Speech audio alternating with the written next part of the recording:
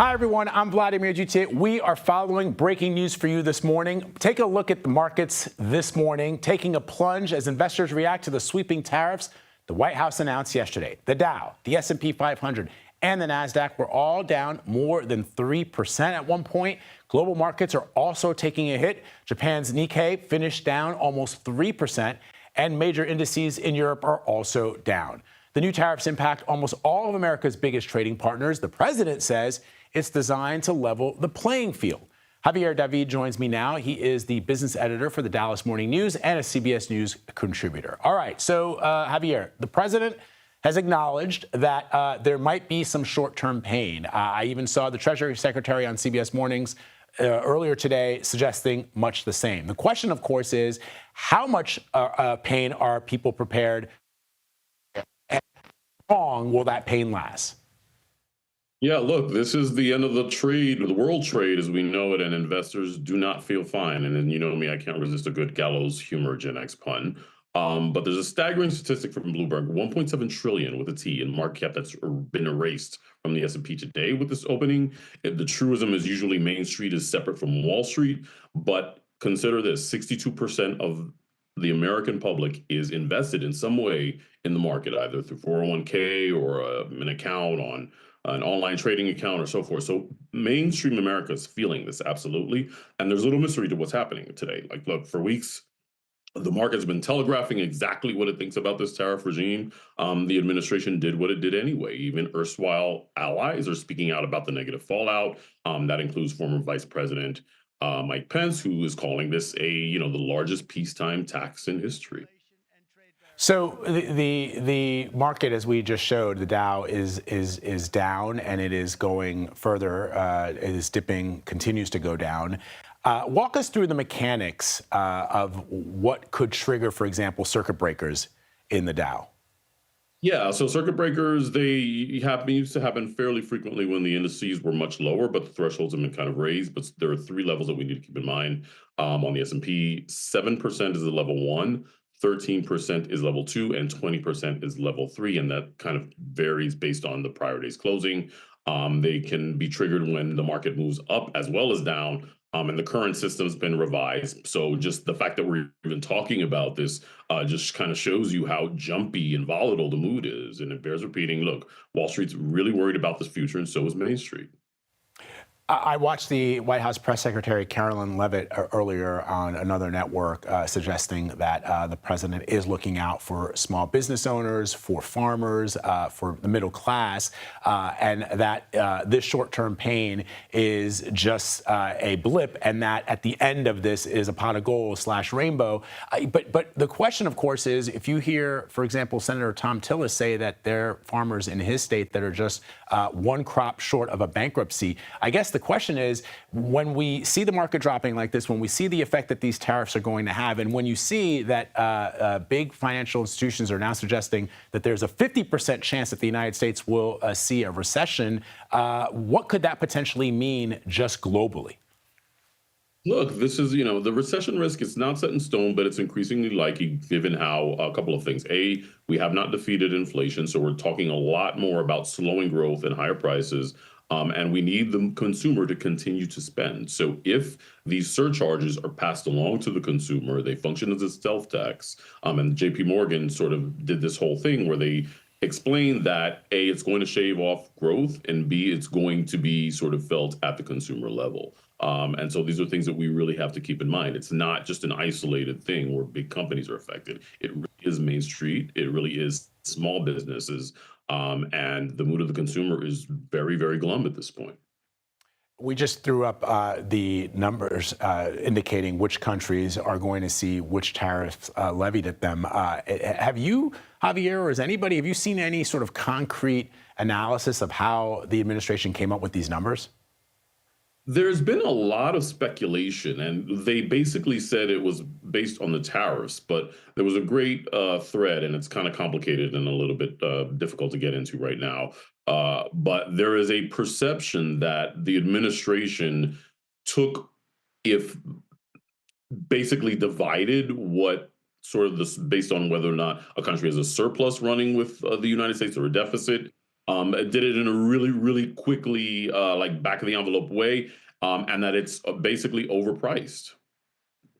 I've seen that very similar analysis trending, and I wanted to know if you had seen it as well. People are essentially saying if that is ultimately how it was done, that's absolutely bananas because that's not how you're supposed to do these things. We'll see how it all bears out over the course of the day. I'm sure we'll be checking in with you at 4 p.m. when the market closes. Javier, thank you very much, my friend. Thanks a lot. All right, let's get an international perspective now. Let's bring in CBS News foreign correspondent Ramy Inocencio, who's following developments for us outside of British Parliament this morning. So, Ramy, what are you hearing from MPs about these tariffs? Sure, Vlad. Yeah, good to see you. But before we get into that, I'm just monitoring stocks here in Europe and in the UK.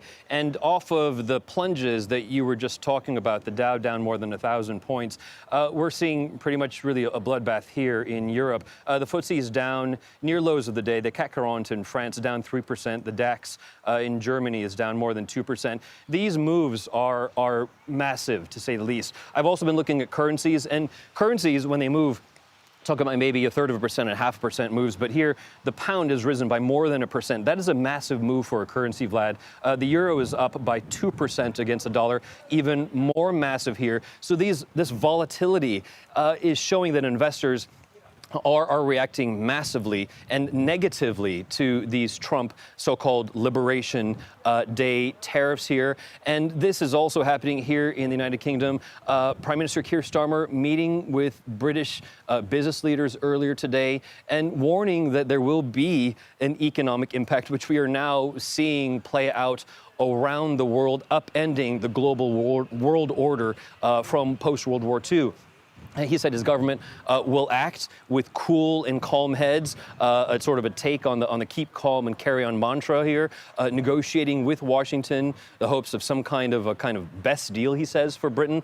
But as we look at the photos, the videos out of 10 Downing Street, I want to point out that the bosses of some of the biggest sectors here in the United Kingdom were with him in that room. The bosses of AstraZeneca, BAE, Jaguar Land Rover. This is important because they represent some of the top export sectors to the U.S. Pharma, aerospace, machinery, automobiles, easily $25 billion. A lot of that money could disappear, perhaps has disappeared in the past several hours of this kind of trading here. But while there's anxiety, Vlad, there's also perhaps a little bit of relief because the U.S.'s new tariffs on U.K. exports just 10%. And I have to caveat that by saying just 10% because we know it really could have been worse. It is worse with other countries, about 70 other countries by my count. For example, China, tariffs 34%, Vietnam even higher, 46%, Taiwan 32%. So this is a veritable, perhaps, bloodbath when it comes to the tariffs that countries around the world are now facing. Yeah, and I've seen members of the Trump administration suggesting that these countries do nothing in retaliation, that they just sit back and take it. But Ramy, the word not just from 10 Downing Street, but also to the Elysee Palace, also to Bonn in Germany and in Asia, is that most world leaders are not going to sit back and take it. Right. Well, people are trying to figure that out, right? Because I'm looking at it as sort of like a huddle time here in the UK, in the EU, and around the world. Leaders and business federations, trade unions, all just trying to figure out, listen, what the heck do we do now? Do we retaliate and then potentially incur the wrath of President Trump, potentially doubling down, tripling down, or more, if he were to say, you know what, if you're going to do it, we're going to do it right back? Or do they try to come to the negotiating table again? And we have been seeing that with EU leaders. For example, Ursula von der Leyen, she was talking about negotiations, but also with the idea that there is the potential for retaliation. She said earlier today from Uzbekistan that they do have a plan, but she is also talking very much about chaos. She used the word chaos in her remarks earlier. Let's take a listen. All businesses, big and small, will suffer from day one. From greater uncertainty to the disruption of supply chains, to burdensome bureaucracy, the costs of doing business with the United States will drastically increase. And what is more, there seems to be no order in the disorder, no clear path through the complexity and chaos that is being created as all U.S. trading partners are hit.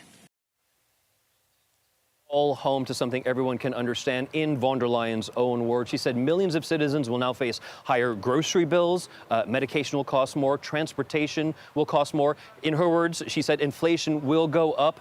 And in my words, that is not what Trump was elected to do. Vlad. No order in the disorder.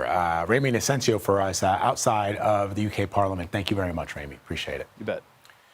All right, we're also hearing from members of the president's cabinet. Listen to what U.S. Commerce Secretary Howard Lutnick had to say on CBS Mornings just a short time ago. When tariffs come into place, foreign goods may become a little more expensive, but domestic goods do not. For the first time in your lives, you're going to actually think about the Americans who make the products, the Americans who produce these products and work in these factories. It's time for us to take care of them instead of taking care of the world. Our economic policy took care of the world, and look where it led us. It led us to a $36 trillion deficit, which our children and our grandchildren are going to have to pay. CBS News correspondent Natalie Brand is following all of this from the White House for us. Okay, Natalie, so Howard Lutnick suggesting that Americans will not see price increases when they buy goods that are produced in this country. But of course, almost everything that we buy in this country is produced outside of the United States, with the exception of a few brands and products. And of those, they're very expensive to begin with. So explain to us what the White House is saying about how these tariffs are actually going to work and how they'll be implemented. Yeah, and Vlad, your point, that's why economists have been so worried, saying there's no question that Americans, everyday Americans, will see higher prices. But what the White House has said today, and we've seen, top officials, cabinet secretaries go on television this morning really standing by this strategy, saying that it is a long-term strategy. It's a matter of national and economic security to spur more production and manufacturing in the United States, as well as raise revenues, which has been a key argument. But a lot of questions remain about whether, the administration is open to negotiating with some of these countries. Before I talk more about that, let's start with where we are today. After yesterday's big announcement, there's a 10% baseline tariff on nearly all trading partners. And then on top of that, there's this reciprocal tariff on countries that impose duties on U.S. goods. And the president, the administration has said they calculated that roughly half of what those countries impose on the U.S. But we know that that is also a calculation based on trying to balance out the trade deficit with those countries. So some of the countries with the largest trade deficits are seeing a higher tariff rate. So at the top of the list, you have Vietnam with a 46% tariff. Then you have China with a 34% new tariff. But keep in mind, Vlad, that's on top of the 20% that had already been imposed earlier. So really, economists here are saying that everything from electronics produced in those countries to, clothing in India will face higher prices. Also, Taiwan, 32% tariff. That's a major manufacturer of semiconductors. So a lot remains to be seen about how much prices could rise. But keep in mind, these tariffs, the reciprocal ones, not set to take effect until April 9th. So Agriculture Secretary Brooke Rollins, speaking on cable TV earlier this morning, said that the president could be open to negotiating potentially, that he's a deal maker. We tried to talk to her after that television hit. She walked past our cameras, but that's the big question is, could there be a flurry of last minute negotiations in the days before these new tariffs are set to take effect? All right, Natalie Brand for us reporting from the White House this morning. Thank you, Natalie.